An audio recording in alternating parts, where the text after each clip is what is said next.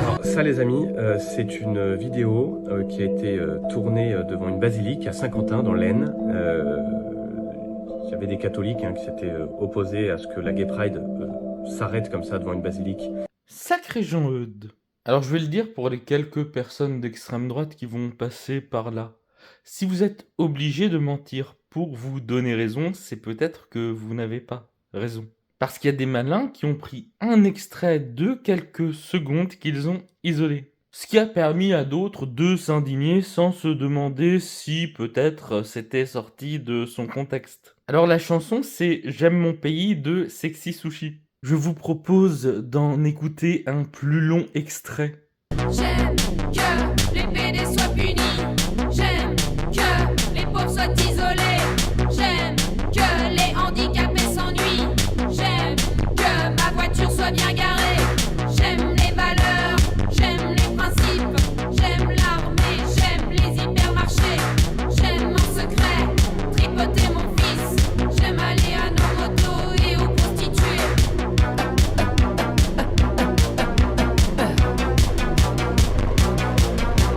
J'aime mon pays, comment peux-tu en douter? J'aime aussi le Seigneur car il pardonnera mes péchés. J'aime mon pays, comment peux-tu en douter? J'aime aussi le Seigneur car il pardonnera mes péchés. J'aime mon pays, comment peux-tu en douter? J'aime aussi le Seigneur car il pardonnera mes péchés. J'aime mon pays, comment peux-tu en douter? J'aime aussi le Seigneur car il pardonnera mes péchés. Mais on peut se demander pourquoi l'extrême droite s'est servie de cette chanson. Déjà, faut remarquer que l'extrême droite a très souvent tendance à utiliser la cause des femmes et la cause des enfants pour justifier son agenda. Les femmes et les enfants sont très souvent invoqués. Et ça, c'est un élément du patriarcat. Je pense beaucoup à Viktor Orban qui disait « Ne touchez pas à nos enfants » quand il parlait des LGBT. Ça, c'est la posture du bon père de famille. Bien sûr, ce n'est que de la posture. Et c'est une posture qui est bien pratique pour continuer à taper sur certaines minorités. Les étrangers, les personnes transgenres, les drag queens. Bien sûr, c'est profondément hypocrite. C'est la même extrême droite qui a fermé les yeux sur les frasques de Morandini. Et je ne parle même pas de toutes les violences sexuelles commises contre les enfants, mais aussi contre les femmes par l'Église. Au fond, on ne se préoccupe pas vraiment des enfants.